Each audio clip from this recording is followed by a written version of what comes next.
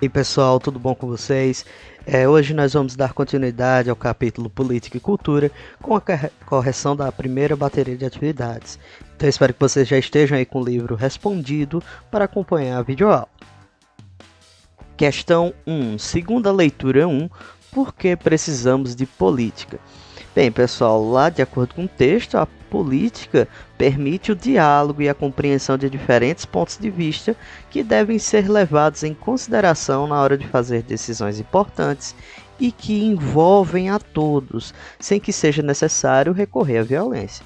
A política, na prática, é o que permite o bem-estar comum, o bem de toda a coletividade e da sociedade. Questão 2. Segunda leitura 1. Para resolvermos os problemas, basta usar a moral? Por quê? Não, pessoal, não basta usar apenas a moral, porque a moral determina qual deve ser a nossa postura em relação aos problemas. A moral é aquilo que vai dizer o seguinte: somos contra a fome e a guerra.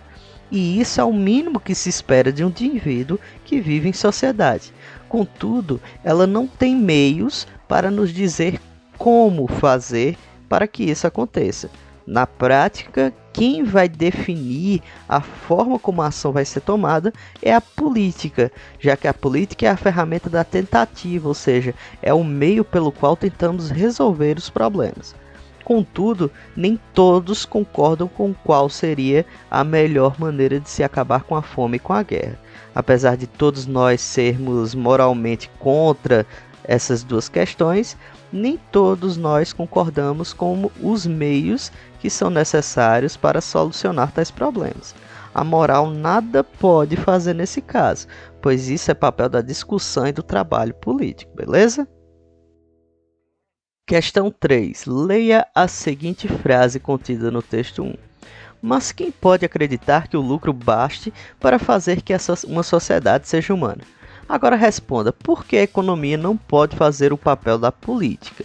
Bem, pessoal, porque esta não é a preocupação da economia de fato, e nem deveria ser. A economia ela se preocupa com o lucro e com o acúmulo de riquezas, e é sempre bom ter riquezas. Contudo, a economia não tem meios para determinar o que é mais justo, o que é mais democrático, o que é mais certo, o que é mais livre, o que seria mais humano de verdade. Ela trabalha com mercadorias, e a justiça e a liberdade não são mercadorias, mas são valores e ideias. Então a economia ela se responsabiliza pelo preço das coisas, a economia se preocupa com o valor das mercadorias. E mais do que palavras, a liberdade e a justiça são perspectivas, são posturas, algo pelo qual se deve lutar. Este seria o papel da política e não da economia. Questão 4. De acordo com a leitura 2, de que depende o desenvolvimento dos indivíduos? Bem, pessoal, o texto 2 ele vai apontar para a seguinte postura, que o desenvolvimento dos indivíduos depende das relações com os outros indivíduos. Como assim, professor? Bem, a partir do momento que nós, seres humanos, temos uma opinião, temos uma postura, temos valores individuais, a partir do momento que nós nos deparamos com posturas, valores diferentes da nossa compreensão, nós temos acesso a um saber, a um aprendizado que vai muito além das fronteiras que nós temos. Então, essas relações, principalmente aquelas que são relações desenvolvidas com pessoas diferentes, garantem uma justa troca de compreensões que devem ser levadas em consideração nas decisões políticas. Questão 5.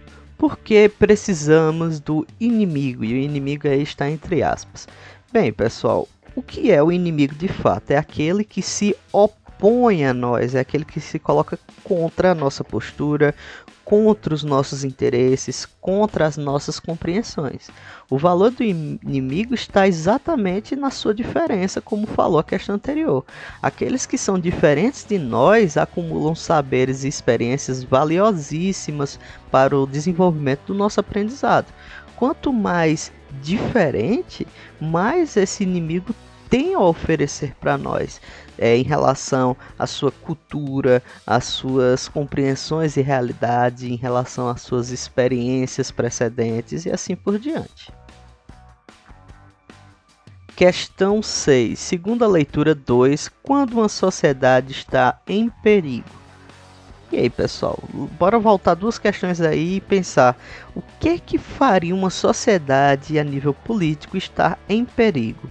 Uma sociedade estaria em perigo quando faltasse o contato e a relação entre pessoas de áreas diferentes, de pensamentos diferentes, de religiões diferentes, e quando ela se desintegra em pequenos grupos individualistas, separatistas, que não se comunicam nem se auxiliam entre si.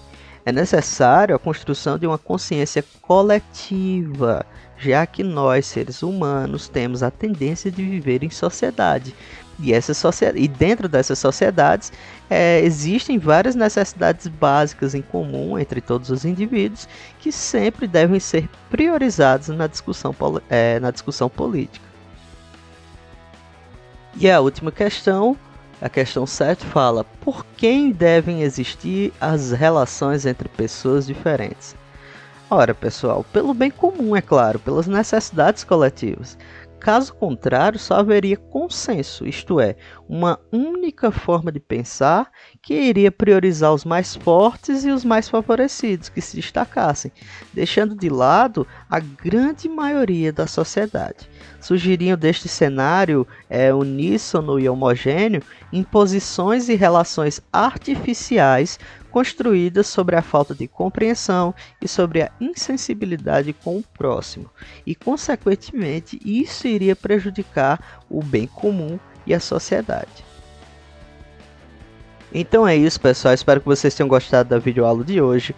Não deixem de corrigir essa atividade no livro, beleza? E para a próxima videoaula eu quero que vocês fiquem mais afiados ainda, resolvendo as questões lá nas páginas 19 a 22, beleza?